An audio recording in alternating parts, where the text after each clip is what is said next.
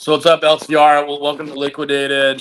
We're gonna have Pwnlord on in a little bit as well. But I don't know if you watched some of our episodes. I think this is our 25th episode. So thank you for coming on. Dude, it's a pleasure to be here. Yeah. So I don't know if you've known me before. I'm kind of like a Bitcoin maxi. Been around for since 2016. Rob's like the on-chain genius, kind of computer genius of our group of friends. But he recommended to have you on. So can you introduce yourself for our followers and kind of let us know what you're up to? Yeah, man. So I'm LTR, 20 years old, just turned 20 in August, actually.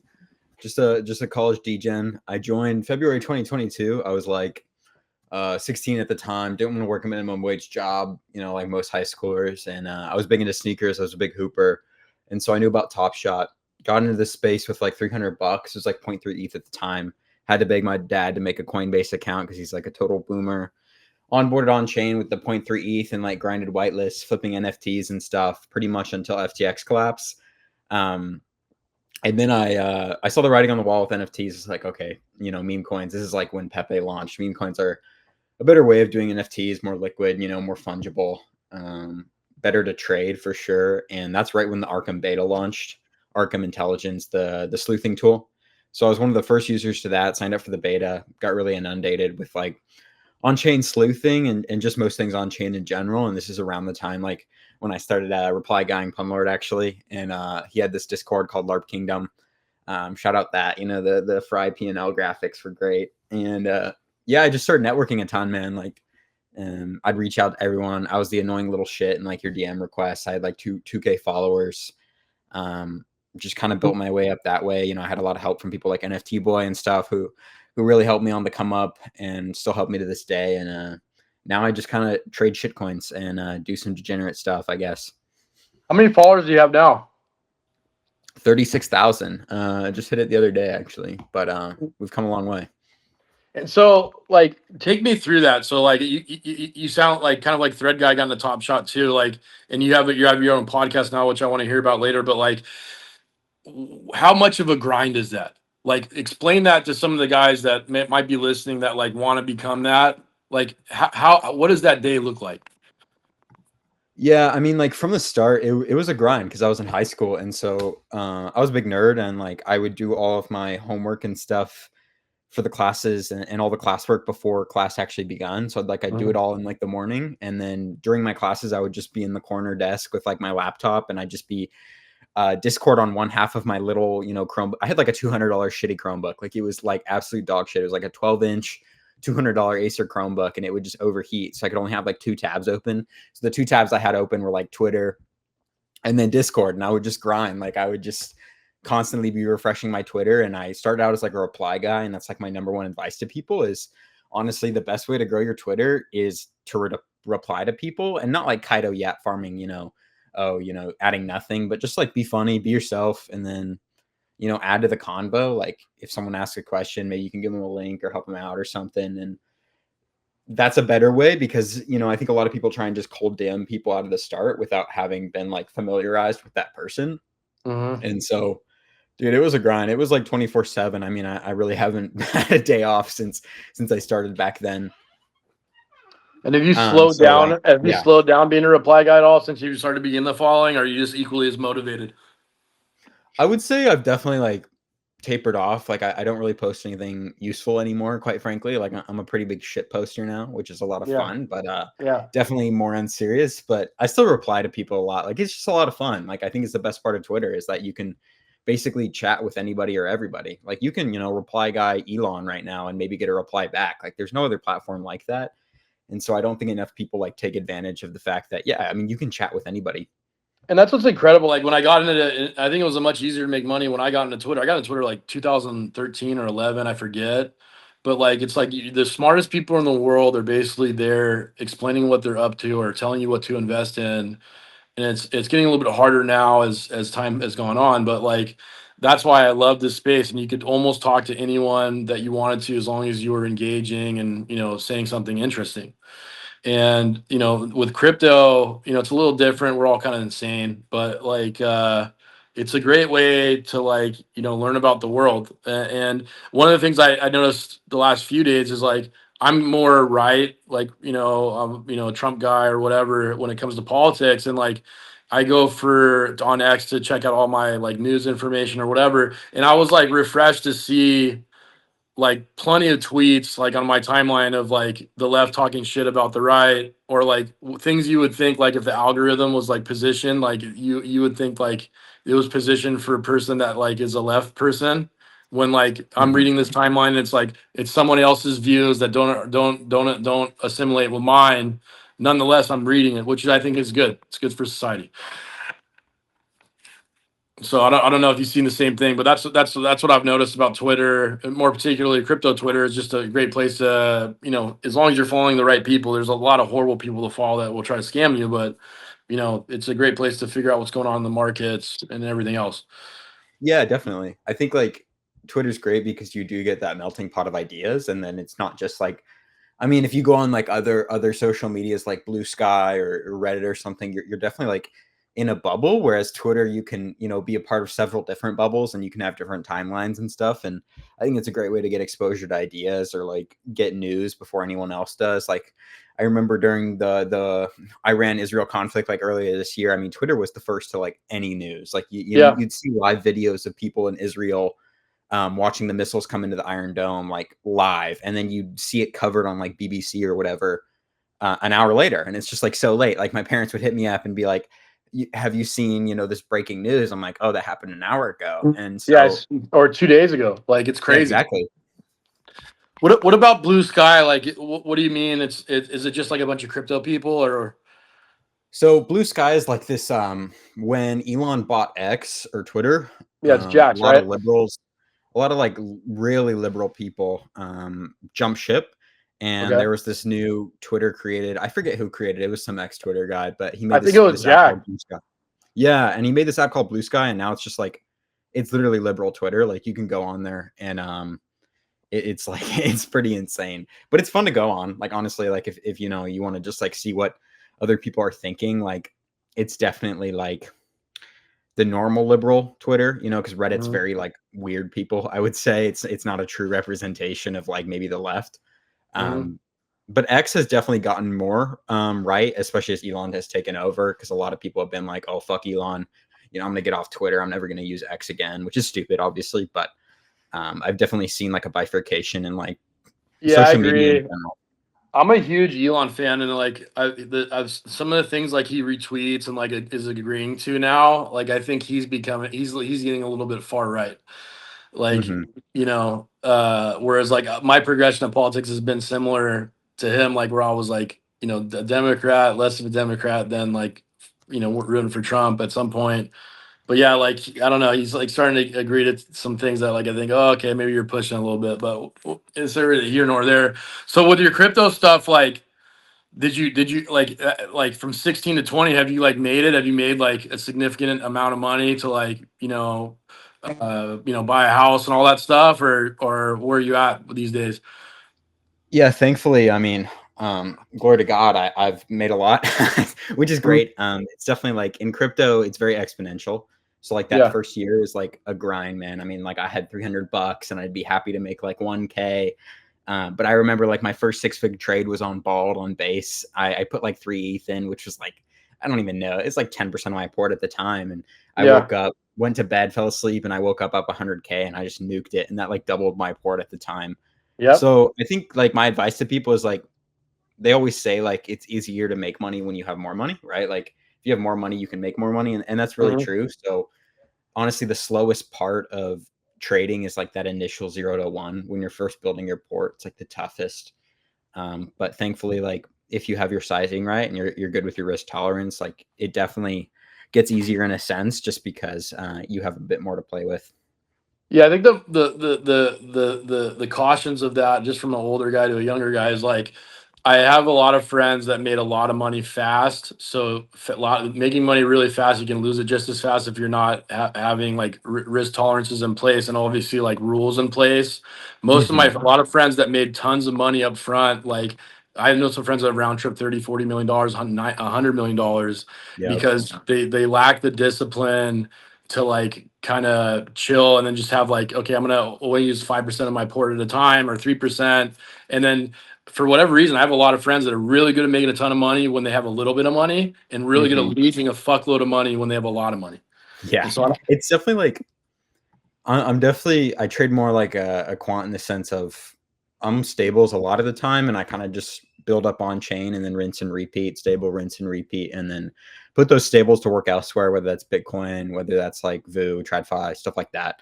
But I would say I definitely benefited from joining when I did, just because I joined and FTX happened. So me grinding my port was like throughout the literal bear, like ETH was freaking $900, Bitcoin was like 20K.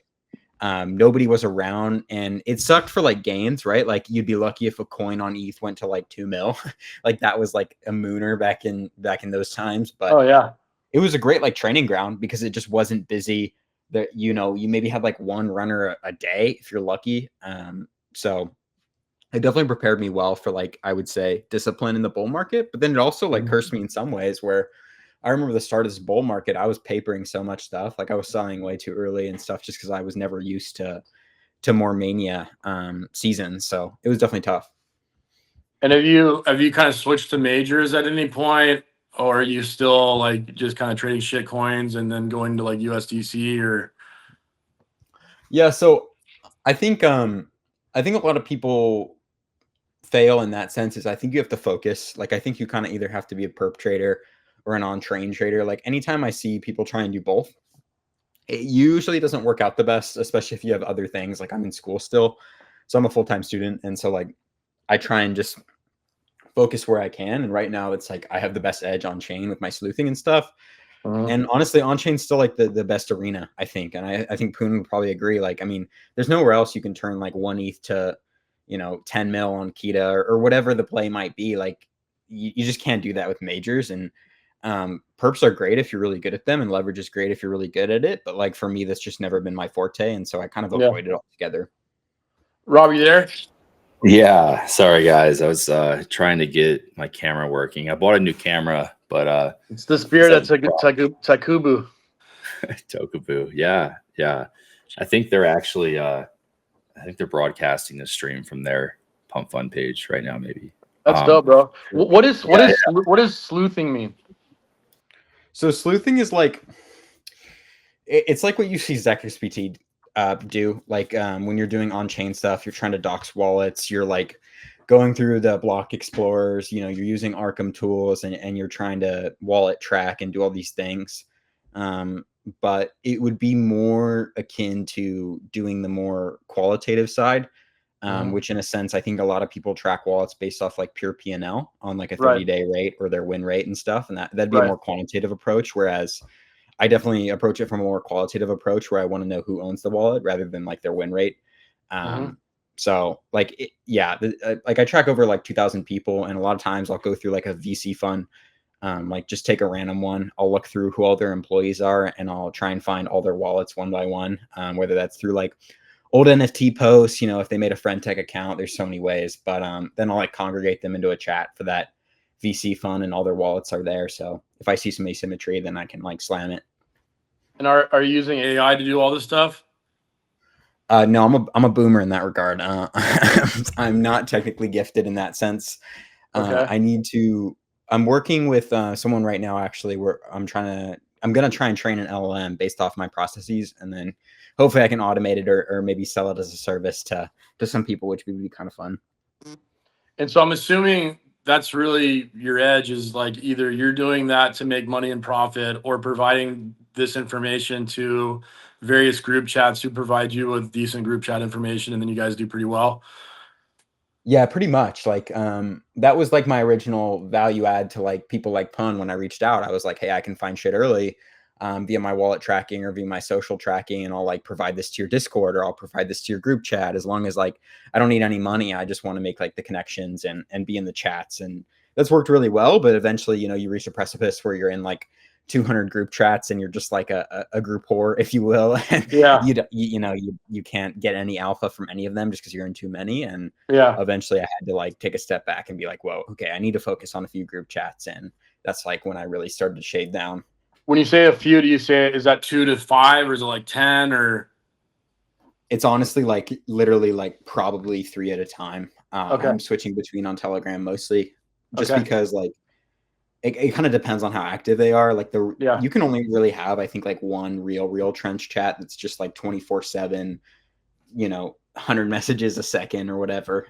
Just because it's hard to look at all of them. Yeah, I have one friend chat and then one trading chat now, which I just got into from like my Thailand group of friends. But are you into the spirit of gambling like Rob, or what's going on with Tokabu?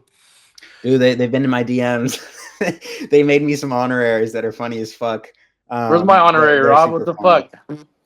I thought they made you one. If not, I guarantee you they'll make probably. you one. They'll make you one probably like right if now. they want the spirit of gambling on my shorts, let me know. I'll do it. Actually, I will. No, I think it's a good coin just because it reminds me of older coins. Like it reminds me of like the original Bitcoin days. Like I remember that kind of stuff. It's just a fun. Like I think all of us are nostalgic to those type of coins, and we need to see those return for sure. Rob, he's talking about the old days, like 12 months ago. It's insane. We're all. They're the old days for a lot of people. You and I have been here for too long. So the old days for us are a little different, but I get what he's saying and I agree with it. I think that's one of the reasons why I just love this coin so much, just because like, I know that like when I'm like relentlessly shilling it, nobody's getting fucked over, when I'm doing that. It's not like I'm showing the shit out of it and then there's somebody with like ulterior motives, or like, it's just like kind of like one of those old school feel good projects. And so I think that's why I kind of just go so crazy with it. Did the coin go down when Alex Foxen lost 12 million? No. Did you watch that? Make it go up. I'm not gonna lie. It was a crazy fucking game. Yeah, it's weird. Like, heads up is an interesting match because even if like as long as you're a halfway decent poker player, even against the best pro, you're still like probably like a 40% dog, 30% dog. There is some luck involved, but like the way they're playing the blinds and everything, it goes pretty fast. So it's an interesting thing this Monarch guy's doing. He's kind of polarizing but it's good for his brand or whatever his gambling thing. What's kind of funny. I don't know if you saw like Daniel Katz or if you know who that is. He's one of the best poker players in the world. He played Monarch and beat him for like 12 million or 16 million, I forget.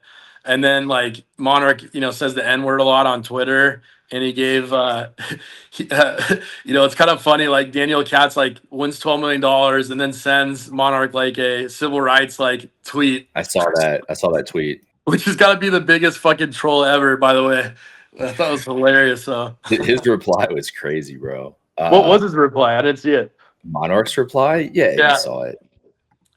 No. Bro, Monarch doubled down. I can't say it on stream, but really? I'll send you the tweet, bro. Yeah, he just kind of doubled down. I mean, the whole poker thing's been really cool for me because, you've always told me I might be interested in poker or whatever, and like I've never played it, but yeah, we have all these like really masters of the craft, like poker players who they fuck with the brand and they own a bunch of the coin and they've been like doing a lot of work for us, and it's because they they fuck with the vision. And so I've never really watched poker streams. I'm watching all these streams now because I'm like, all right, cool. Like these guys are supporting us. Like, I mean, they don't need my support, but I'm supporting, like I'm going to go watch and take a genuine interest. And it's been a really cool exposure, right, to it because I'm out here in Vegas. Like you would think that I would have a little bit more exposure to it, but that's why I like poker cool the streams for you because like you're good at games. I think you like games, and I think you like when you have an edge too. And like I think if you learn that game, it satiate your need or want to like gamble. It gives you the same, I think, dopamine. And it's like it's fun and interesting. It's like I don't even know if you like playing chess or backgammon or played in either one of them. I used to play a lot of chess when I was younger. I was in chess club. I used to play with the speed clocks and everything, but it's been a long time. So it's like chess, except like, you know, there's a gambling element, and then you know that's where, you know, you win, like, you know. So you don't get all the fun comps you get at casinos and stuff, but apart from that, it's pretty good. Bro, the comps are cool, but they come at a price. You know what I mean? All right, hold on. But anyway, Eric just rugged, bro. I've never played poker, honestly. Like a lot of the frats play it at my college now, which is kind of funny. They all have poker rooms, and they like do gambling on it, which is kind of funny. Well, yeah, a lot of people like in our like meme coin groups and stuff will do like poker games, you know, and stuff like that. I think I've never taken the time to like learn how to play. I think I'd be decent at it. And I think I would enjoy it, but I just don't have the time anymore. You know, like time is just so precious now. And I feel like it would take a long time and a lot of games and a lot of experience and practice and stuff that I agree with that 100%. Like you have to play like a few 100,000 hands of poker or study online, and like that's why I quit poker too. I just was making way more money doing other stuff. And like it was great when I was in college, because I didn't, you know, you can't make, you know, if I'm making 25 bucks an hour, that's great when you're in college or law school, you know. Yeah, I think it's hard with those type of games because they take up so much of your time, and the return can be good, but like, I mean, the amount you have to travel and the amount of time you have to put in, it's like there's just no better place than crypto for like quick gains. I mean, like you can make $1 million in a minute, right? And it's like at that point, it's like, why would I be anywhere else? And until there's something that like usurps that in any fashion, I just think it's going to be tough. Eric, they're making you a profile picture right now. So all right, perfect. You should have one here shortly. Yeah, that's what I love about these memes. I'm not really into them as much as most other people, but I love these communities, and some of the memes are incredible. You know. Yeah, the little videos they make are hilarious, man. Yeah, this one's been a fun one. But anyway, I've chilled it a lot. So I think you have a timer. Like I see them at the same time of the day. Like I have a timer. You have like timed tweets, because I see that. I guess I seem to see them like the same time of day or some shit. Bro, it's literally just like muscle memory now. Like I'm like, it's like Pavlov's dog. You know, I'm like, oh, something feels weird. I haven't tweeted yet. Oh, I know. I haven't just. Well, they also, the thing is, they DM me every single tweet, right? Every single tweet, every single like anything. They just like send it to me, and I'm just like, all right, just like snap retweet, you know, or if it's like a big announcement, then I'll like actually, you know, digest it and then you know, like quote tweet it with like my own take on it. But for the most part, I'm just like dude, they know my sleep schedule. Like I'm not making that up. I like they know my sleep schedule, and I get messages like right when I'm waking up, and then like I don't get any after I go to bed. They know what time I go to bed. Yeah, I don't get any before I wake up. It's kind of crazy. So how'd you guys meet, dude? So we met. LTR kind of already touched on it. But last cycle he was basically just a reply guy on Twitter and reply guy me, and it didn't really annoy me. I think, but I'm also like, I don't know. I just ignore people usually. But he was like pretty persistent with like, you know, DMing me, and it was like usually thoughtful messages, right? It was like messages with like some sort of substance in them, which like I can like appreciate that, you know. So that was how it started, and then we started talking more, and you know, that cycle, and then obviously through the last bear and into this one, things really shifted a lot heavier towards Telegram and like making like, you know, small groups with people that were like still here and still grinding. And we ended up in, you know, in some group chats together and started getting to know each other and, you know, sharing opportunities and trading. And back then it was Ethereum, you know, was where the meme coin trading was happening. So, and it was also a pretty small world, you know. Solana meme coins weren't really a thing. It was like NFTs and like a handful of Ethereum meme coins. And so, you know, we really got to know each other through there. And then we were already pretty close. You know, we were messaging each other pretty regularly. And then, and then this cycle it's just been same thing, you know, but more so on Solana now. I don't know if I missed anything, LTR. No, I mean, I think that's pretty much it. It was kind of like, I think it's a good lesson to people though, that like, I mean, look at us now. We're really good friends. It's like I think that's the best thing about CT is you just have to be thoughtful. And like, I genuinely, like back then, man, I was like 17. I was asking for advice.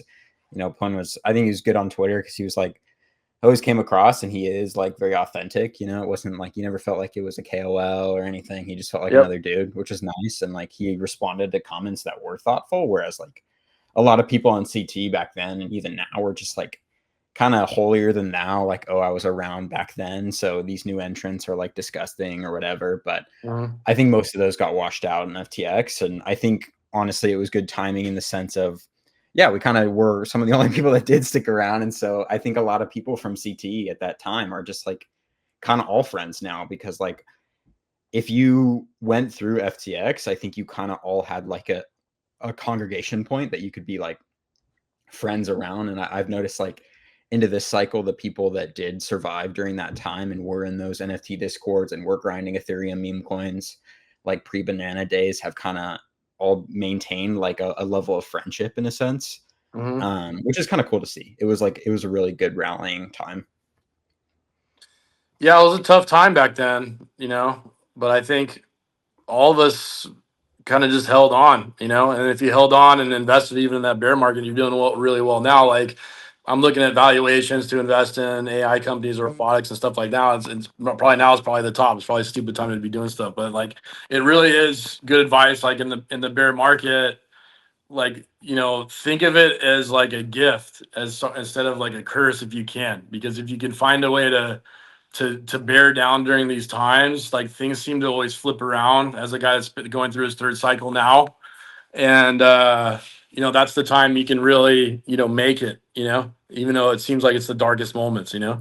Well, I will say, you know, there's a big difference between being well capitalized in a bear market and, you know, getting caught off guard and losing it all going into a bear market, you know, because that's where like the real despair is, because you're just like, man, I thought I was just gonna be able to like make money no matter what, and it's like way more difficult now. Yeah, you know, I know you're not in that position, LTR, neither are you, Erik, and it's a very good position to be in going into a bear. I'm not saying we're going into a bear right now, but I'm just saying like when you go into a bear and you're well capitalized. But it's, you know, if you're not in that position, it is soul crushing. You know, it is absolute despair.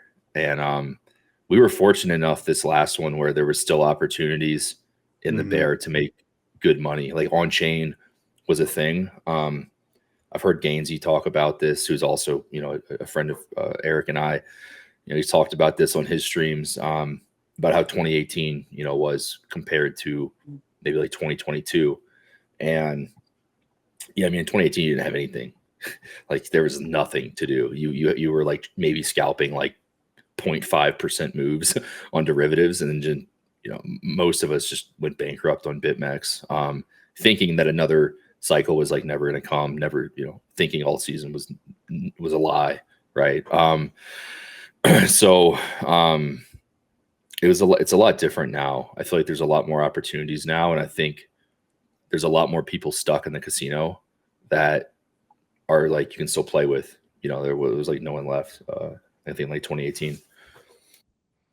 I think people also now take for granted, like, sorry, I was just gonna say, I think people now take for granted how many ways you could get rugged back then on ETH, man. Like the amount of shit that like a dev could do on a Solidity contract and stuff that was like, I mean, lick pulls, backdoor mints, hidden mints. Like there's so much shit that you had to like be aware of. You had to read contracts. You know, if the contract was verified, you had to like scan it over.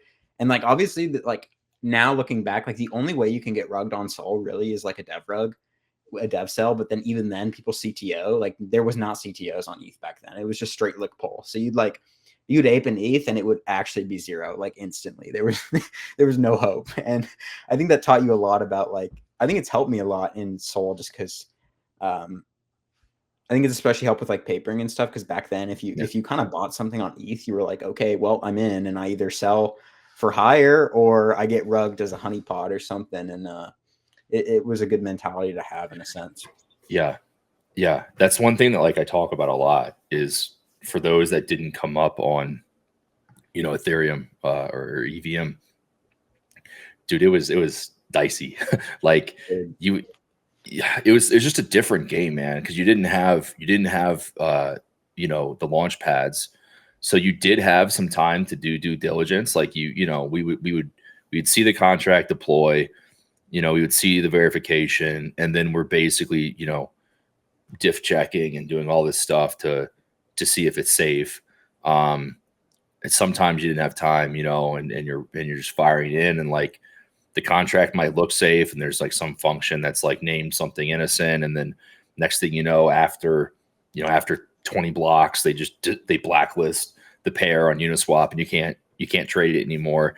And so it required a lot more thought process, and I think that's where like the collaboration came in a lot, was like you actually had, you know, your group chats, like you were grinding, like one person was like, you know, scanning to see if the contract's safe. Some people were scanning socials. Like it was really a collaborative effort, and it was a lot more rewarding. Like I would say, like the quote unquote like trenching was a lot. It rewarded excellence a lot more than what we have now with like the launch pads. The skill gap was insane. Yeah, like, you had guys the like skill gap was.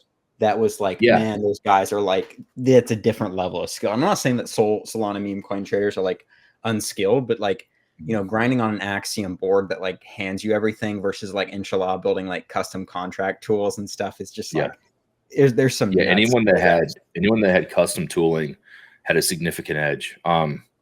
Now the due diligence process is like so much smaller and tighter now, and I think the sim swapping is a lot more prevalent now. The spoofed Twitter accounts is a lot more prevalent now. Like literally just like malicious, like illegal criminal shit is just like way more prevalent now. And like, and somehow we've just like said it's okay. Like somehow we've just said like, hey, it's okay to like hack someone's Twitter and pretend to be somebody, and game is game, you know? And like, I think people like took crime is legal or something like way too literally, and like they don't understand like what statutes of limitations are, and that like administration changes like do happen. And I think a lot of this stuff like, you know, might get a pass now and probably won't down the road. But what's up with the Cupsy thing? He got like scammed today for 200K. I don't know. Yeah, he got drained. So what is that? Do you have any thoughts on what that was? Or so I don't want to spread any like FUD or anything, but basically it's happened to a few high profile traders on Solana recently, and it looks to be some sort of manual PK leak. And just from everything, like technically it doesn't look like a normal drain, just because they're kind of half drained, so it almost looks like a forceful removal of Sol, like a send. Which is a different, and that also means that it's really hard to like triangulate where that could come from. And so there's a lot of theories right now. You know, there's some FUD being thrown at some different bots, none of which I'm gonna like name on here because I don't want to spread anything. But yeah, it's kind of creepy. Yeah. I think like people don't realize though that like, dude, your PKs, if you're on any bot, Telegram, you know, web, anything, like that's not your PK. Like I think people forget that too, because that was another part of ETH. Like you had all these like random ass, you know, Telegram bots I remember that would like launch and be like a 1 mil MCAP coin, and they'd have like a Telegram 8 bot. And there were so many rugs like that back then, like Wagme bot and stuff, and they just drain all the PKs. I think people have gotten too complacent and too comfortable.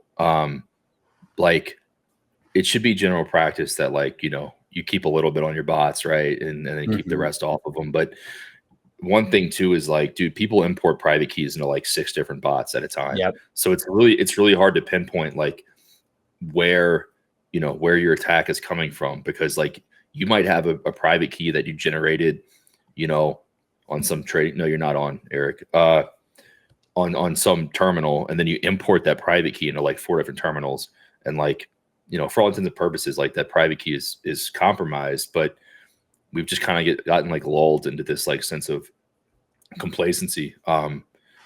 And stuff like this happens. I will say the number one, I guess, like advice I would give people is like, fucking do not use extensions. Like if you're using a browser extension, Oh like yeah, dude. you need to be using it not on your main computer, or you need to be like very, very cautious with like whether or not you trust it. Because like Yeah, really that's another nasty stuff can happen on a browser extension. And people, I see so many people with, you know, extensions for getting enhanced information on Twitter accounts or enhanced information on terminals or execution on terminals, and like that stuff can go sideways so badly. All That's they like gotta do is push an compromising your update. entire Google What do account. you mean by extension? Like a MetaMask extension or a Phantom Yeah, extension? No, Or like a a Google browser Chrome, you know, extension. digital things, top right. Whereas like that's another thing I think that's difference between like your era, my era, and like the new era Pwn is like nobody would do extensions back in my day, or like when I first joined, I was told like never download an extension ever. If any, you know, tech project has an extension, you don't download that shit.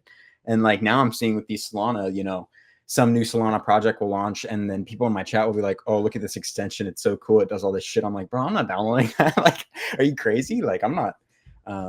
So Yeah, I don't and have if you're gonna use it, just like either use it on a virtual machine or use it like on your laptop, maybe where you don't have all of your credentials, right? Because like, dude, you can like it, if you're using like Chrome and you have all of your credit cards saved on Chrome and all your passwords saved and your addresses and everything, and they compromise your profile, like it's like, dude, it's a nightmare. I've had a Chrome profile compromised before. It is a huge pain in the ass. That's why I don't use Chrome anymore. But yeah, I didn't mean to go on a rant. I'm just saying like a lot of people don't know any better, and they see like streamers and stuff, and they see these like cracked out, you know, Fortnite kids with like insane edge over them because they have all these, you know, tools, and then they're pushing these tools, whether it's on a ref deal or whatever. And it can just get out of hand really quickly. So I know I sound like the boomer, what do you typically whatever. use? Just like Brave, and then like what do you use as far as This isn't stuff that like you would probably use, Eric, but this is like, it's literally just an extension that, yeah, you would add it to Brave or Chrome or Firefox. It goes on your web browser, and it can like, you know, different stuff does different things, but we'll just say it's like an enhanced analytics tool, right? Let's say on normal Twitter, I go on Twitter and I see someone, you know, I see their username or whatever, but maybe there's an extension that I install. When I look at their profile, it says like they've, you know, tweeted this many contract addresses before. They, you know, they maybe assigns them a score. They're a really smart power user or whatever, right? It's it's like more information. It's like really cool tooling. And I'm not saying all of it's bad, but I would say that's probably like a lot of people expose themselves with that stuff, is all I'm saying. I think OPSEC in general has just become less of a topic. Like I remember that being so huge. Like all the people I met back when I first joined in like NFTs and shit, like I was taught OPSEC so heavily, just like drainer websites, and like I just remember it almost being more of a thing back then. And I don't know, maybe that's my timeline, maybe that's like a cultural thing, but I feel like it's less talked about. Like you'd be surprised how many people like don't understand that their like deposit addresses on centralized exchanges are like custom to them, or like just anything to deal with OPSEC, you know, cold wallets. What's a cold wallet? What's a lukewarm wallet? You know, what's a hot wallet? And like there's so much of that I think was almost like more ETH culture. That's why I never traded or did NFTs or on-chain stuff, because like it wasn't worth it to me. Like, you know, even when I trade now, like on a specific exchange, like you guys would probably laugh at me. I have a laptop for one exchange and another laptop for another, and I don't even use it for anything else but that. Yeah. I mean, like I mean, dude, I literally flew out, you know, I flew out to you to like do some stuff for you, because you're like, you know, it's good, man. You have good OPSEC. I mean, the deposit address thing is funny because like, yeah, I mean, that's how everyone always finds my wallets. You know, I'll make a new wallet like every week, but I'll get bored and I'll contaminate the wallet. Like I'll just like deposit to like an exchange or a casino or something, and like boom, you know, the wallet's immediately contaminated. And I'm like, fuck, all right, I'll let them have it for a week. They can have this one for a week, you know, and then I'll go make a new one. And then, yeah, I mean, that's like the #1 way to contaminate wallets is by using, you know, your deposit. What's up with the gambling stuff, Rob? Aren't you going to be doing streams and stuff pretty soon, or? Yeah, I am. I'm going to be going out of town soon, so I'll probably do it after. But yeah, I'm going to be streaming some gambling stuff, maybe some trading stuff. I don't really like to stream trading stuff. But definitely gambling stuff. I mean, I think most people know I'm a pretty big gambler. And a lot of people probably don't know how much I gamble on online casinos because I use my other account for it. That's like on the leaderboards. But yeah, I'll be doing some streaming stuff. That's like I'll be doing some stuff for like Drizzle. 4 a.m. This dude will be pulling slots in their group chat. I'm like, what the fuck, man? Look, man. It's like, good morning, when you hit the last house on Dopamine Road, right? Yeah. And there's like no more houses left. Dopamine Road? Like, all the way to like tinfoil crack now. You're just like a pure source. Yeah, look, you encrypted this long, like it either devolves into like serious drug addiction or like gambling. We should actually make a game called Chasing the Dragon. Yeah, and the dragon chases you at the end. Yeah.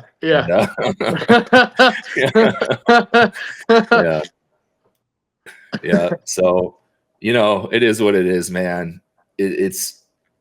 There are worse things that could be happening. Well, it's honestly like watching, like, I want to say the Nelk Boys, but like definitely Steve-O, like he hit a $4 million slot yesterday and you can see the joy in his eye. It's like real joy, but you can tell like these guys are living a crazy life, a life that I know a little bit about. You know, I spent some years of my life doing, you know, the same things, and it all ends in the same place. I don't care how much money you're making. Like they're headed for AA at some point.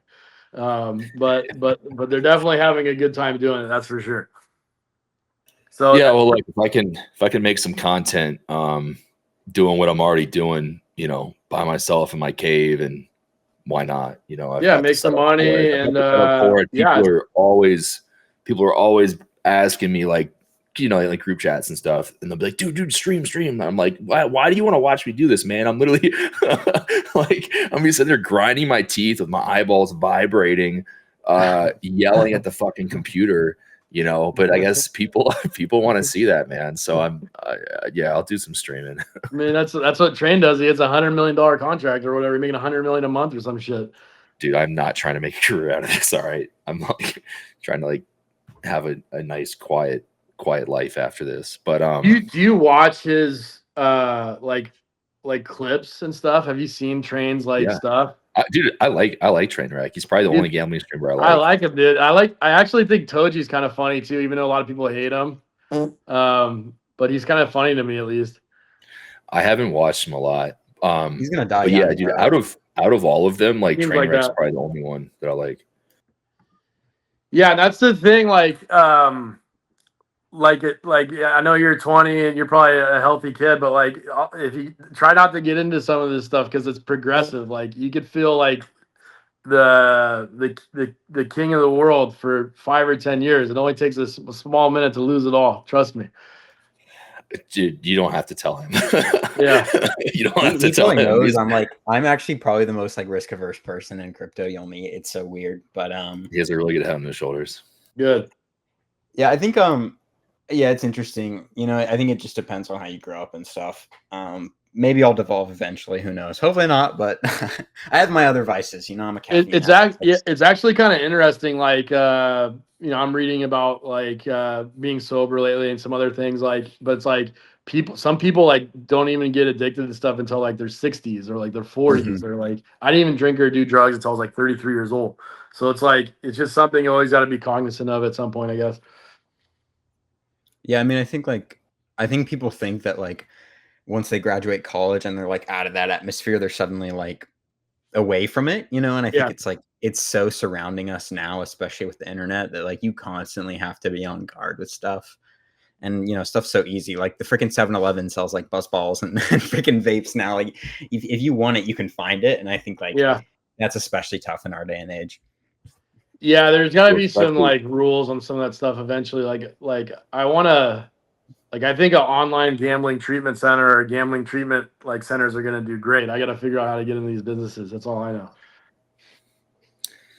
Yeah, it's like Philip Morris selling anti-smoking products. You know? Yeah, this is- Like, Yeah, you need your own better help, but like more for the degenerate side for sure. Like Yeah. less, more chill in a sense. Because I think that is like a barrier to entry, especially for like guys that have been like on the more degenerate side. It's like they don't really want to, go to these normal places with like, I don't know, licensed therapists sitting in the chair across from you. Like it's tough. I've been there for other stuff, and like yeah, I would just not talk. Like, I had some really bad issues earlier in my life with like panic disorders and stuff. And I would go to this freaking therapist, psychiatrist, and like plush room, just like so odd. You felt like you're at the dentist and you'd sit in this chair and like I would just not talk. I would just be silent the entire time. And then my mom would get pissed at me for like wasting their money. It was just a bad circle, but it's kind of like an acceptance thing. Like for me too, like I started going to like a therapist and like a business coach, and then you just gotta want to be there. I started going to AA recently too, and like it's like a complete lifestyle change. Like you're used to like wanting to party, wanting to do all these things, and then work really hard for like the week, and then like reward yourself, and then you just kind of change your like whole perspective on things. It's kind of a strange process for sure. well, I think it's like, not to like, I don't know, turn this into a therapy session, but I think Yeah, sorry. Yeah. it's no, it's okay. I think it's like important also to understand that people in crypto, like, dude, a lot of us don't turn this off, like especially for the meme coin guys and the on-chain guys and stuff. We're in a market that's like 24/7 where we have immense FOMO at all times. Like I could be like on vacation and unplugged, but I'm still like in my group chats and I'm still going to get pings. And I see my friends, hit like 100x or something like that. And those dopamine receptors, or whatever whatever it is, like those bells are going off and going like, oh shit, like, there's still money to be made. I need to be in this. I need to be in that. Right. And, even like if you're at your computer all day long, staring at fucking new pairs or whatever, and you're thinking about this stuff all day long, Yeah. and then you go and lay in bed, like it's hard to turn that off. It's hard to turn that switch off. And it's like, you kind of have to like force yourself to unwind and disconnect. And when you don't do that, and you're just constantly in this like go mode. And I think that definitely opens people up to needing that feeling, and I think that's where a lot of this stuff bleeds over into like other levels of, degeneracy. And it goes hand in hand with like making lots of money very quickly. Exactly. A lot of people who've never seen this kind of money before. I mean, shit, we remember last cycle, dude, like, you don't know what to do. You don't like, you've never been wealthy before. And like, you don't like know how to be wealthy. And all you're seeing on social media is like people like popping bottles at clubs and buying fucking watches and fast cars and shit. And you're like, oh, this is what I'm supposed to do. And you start doing that stuff and you're like, oh, this feels good. It's like awesome. It's like awesome being rich, and, but you have no structure in place. You have no discipline in place. Like no one has taught you like how to responsibly like be rich, and, and then you get what, like, that's what the fuck happens, Yeah, you live in like this fight or flight, and then like you either switch to like the alcohol or the drugs or the partying, also the spending to make you feel like, turn your brain off for a minute. So it's like, and replace that for me has been the cold dips, working out a lot, all other stuff. So I don't know. What do you do LTR as a young man? Man, like it's tough, especially like because this is all I've known. Like this has been since I was like 16. So like my brain development hasn't even finished, and I've just been like straight bleached to the dome so far. And I think it's mostly like mindful locking away of like electronics. Like I think a lot of people quote unquote unplug or quote unquote touch grass and they still have like their fucking phone with them. No, Mhm. like I have Telegram on my phone, dude. Like I can trade from my phone whenever, wherever. Like if I need to unplug, like, and I like working out. I'm a big hooper. I go for hikes and like Mhm. I always say like if I miss something during that time where I'm like not at my phone, whatever. It's like being asleep, right? Like you have to sleep. And I think a lot of times when you miss stuff while you're asleep, you don't really beat yourself up over it because you're like, oh, I was literally asleep. Like there's nothing I could do. But I think the most beat up happens is like when you could have been at your computer, but you aren't, or like when you could have been grinding, but you're not. And you know, you could have hit that thing had you been at your computer and then you don't. And you just have to treat that as like, oh, I wasn't there. You know, it was never going to happen. And so, like, when I go for hikes, I like rucking with like weight now. I do hiking with that. Whenever I'm at the gym lifting, whenever I'm playing ball, like, I won't take my phone in. Like, I'll track sets or whatever on like a notebook or anything like that. Or I'll listen to a podcast and lock my phone away in my bag without notifications. Like, you just have to be pretty mindful. I also got this device recently. I got like this daylight computer thing. And so, like, anytime I go to bed, I just read for 2 hours. And that device doesn't have internet. It's just like Kindle. And so Mhm. I've been reading a lot lately just to try and reset my brain a bit because I think an important part of life is like almost being bored. Like I think we've gotten rid of being bored in your life. And like when's the last time you sat for like 30 minutes by yourself and you were quote unquote bored? And I think it's a good exercise, like just to sit with doing nothing for like 30 minutes and be bored. Because oftentimes, like I think that kind of spurs the best ideas and the best moments. Like whether you're on a train ride or a bus ride and you're just like have nothing to do. Sometimes it's like when you are your most creative, and I think we're eliminating that slowly in our society. But Yeah, and for people yeah, I think you listening, just have to kind of be careful. yeah, for people listening, like, we're talking about crypto, but like these things are very important to like keeping yourself together because like we do some crazy shit in this space and like getting that 30 minutes or starting to work out as opposed to doing drugs or whatever else, that's really is what keeps us around for the long term, you know.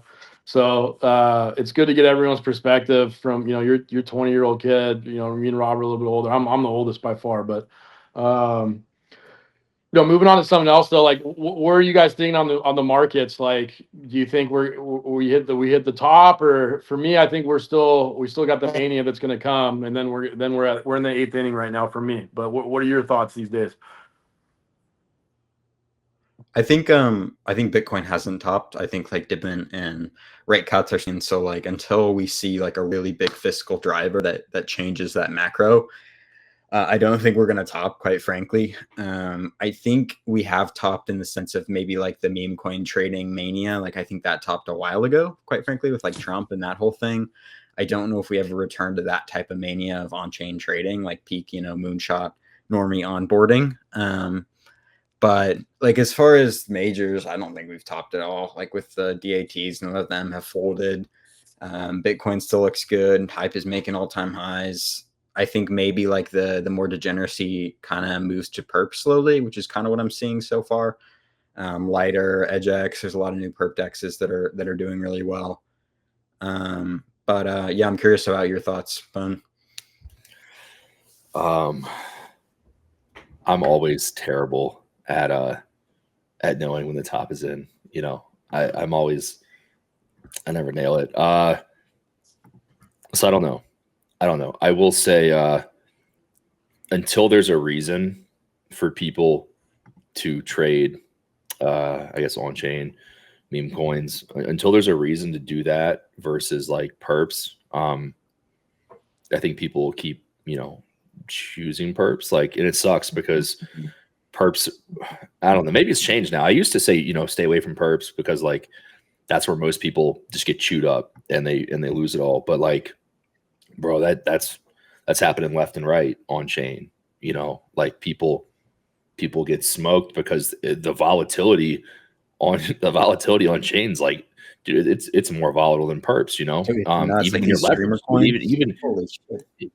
yeah, even if you're levered up on a perp, like a 10x or 25x, like, dude, these meme coins are still more volatile. So like, I guess the difference would be like you have an opportunity to get a better entry on chain, so maybe your risk is a little your downside's a little more capped, I guess. But like right now, you know, you can literally just like long red candles on perps and you get rewarded.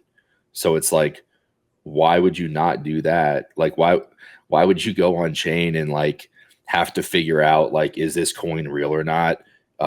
Is it like, you know what I'm saying? Like it's just way more like nefarious out here on chain than perps. So it's kind of like, it's hard to make the argument, you know. I mean, granted, like yes, you can, like there's been plenty of coins in the last week with this like with the streamer stuff. There's been plenty of coins that anyone could have bought, you know, 100K, 200K market cap that ran, you know, 30 mil, 40 mil has kind of been the top recently on these coins. And like, dude, you do that, you're making 100K at least.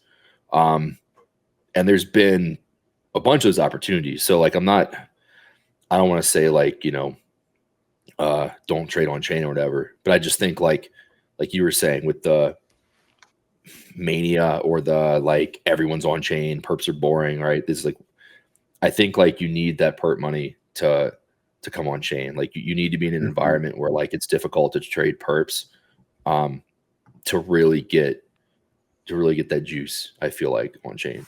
Yeah, I mean, like Fart Coin, Whiff, like those were pretty much like perp guys coming on chain, fucking blasting that like, you know, 200, 300 mil ceiling and then like breaking it up. Like I think people discount how much capital is actually required to like push these things to that next level. Especially like with centralized exchanges and stuff. I mean, it's an exponential amount, right? Like it just grows exponentially, the amount of capital needed to move. And no, I agree with you. And I think a lot of people use that whataboutism narrative, like, oh, but there was this runner yesterday that went to 40 mil and you could have made it on that. And I'm like, well, it's mostly like the RR for your time, right? And I think most people forget that like most people in crypto aren't full-time crypto. And I think that's like a fundamental like thing. So if you're working your 9 to 5 and you're checking your phone every other minute, like these streamer coins, even they basically ran to 40 mil and now they're like down 60% in a day. And like, I think maybe they'll come back. But what I'm saying is like the window of time you could have gotten into those coins is so small, especially if you're not like full-time crypto, that I think that's like one of the more fundamental differences between like previous cycles and now. Like, you know, you had a lot of time to like buy Whiff or buy Pepe or buy Doge even back in the day. Like compared to now, these runners are just so reflexive that even if on-chain's hot. There's still time to buy Tokabu. Exactly, man. There's always time to buy Tokabu. I got one more question for you. Tokabu great, by the way. If you don't mind, what's your thoughts on Pump.fun? Like, do you think this is going to be something that's going to stick around, or like this streamer meta it's kind of insane. Like, it seems like all these coins are going up and then they're blasting down 99% within a couple of days. Like, where does this head? I mean, I think I'll start. You go ahead. Yeah, go ahead. Go ahead. I was just gonna say, I don't know. I want to hear your opinion, but I'll give mine. I'll give mine real quick. I first off, I was very wrong about this like streamer stuff. I was pretty bearish on it originally. I was just like, man, there's like, I feel like there's better stuff to go after if you're Pump.fun. And now, look, regardless of the performance of these coins, whether they top in at 40 million or not, I think we've gotten a glimpse of like people are willing to come stream on Pump.fun, and I think it's okay if it's like in the beginning for, you know, a financial motive, right? Like you have some people who've never seen $30,000 in their entire lives, and maybe they're really fucking funny people and they're really creative people, but they have no way of getting like a platform. If they go on Twitch, like it's really hard, you know. If you go on Kick, it's like really hard. You know, so this offers them an opportunity to get an audience because we are all hyper focused on like, oh, it's like streamer meta or whatever. So they immediately, you know, get some eyes. But, you know, if you're working, you know, Uber Eats and you're like barely making a paycheck to paycheck, and then you launch a coin on Pump.fun, and just from the creator fees alone, you've made like 40 G's. You're gonna fucking tell all your friends. Like you're gonna be telling everyone, right? That yo, look at what just happened. Look how much money I just made. And And I think we're starting to see some people, you know, come stream on Pump.fun because maybe they've been banned from other platforms, you know, for streaming or whatever. But I'm trying not to be long-winded about this, but I think that like, I think what will happen, and again, this is something I was also wrong about. You know, I was very bearish on the fact that like people had to launch a coin. And I felt like if you have to launch a coin, it's a huge barrier to entry because a lot of people don't want to risk their reputations. They don't want to risk their brands because launching a coin is taboo. And I think what may start to happen is that people are going to launch coins and it's not going to be a big deal. And it's not going to be this big taboo thing that it always has been. And I think once that starts to get normalized, then I think the sky is kind of the limit for that. Because it's like, okay, cool. So-and-so did it and it's going great. There was no issues. No one hates them. And so I think like, I think they have a shot. I think Pump.fun actually has a shot at becoming a pretty big streaming platform. You know, despite, I mean, let's just ignore the fact that they have like infinite money and ignore the fact that like they can, you know, they can offer not just creator rewards from trading, but like if they wanted to, like they could literally just say like, hey, we're going to incentivize based on streaming performance. Like we're going to give you, you know, they're already getting an airdrop, right? So we can give you like rewards or whatever. There's all sorts of stuff they can do on the financial side. But anyway, I think it's going to, I think they're going to do well is all I'm trying to say. I agree with that. I think they have the best chance out of any platform, like for sure.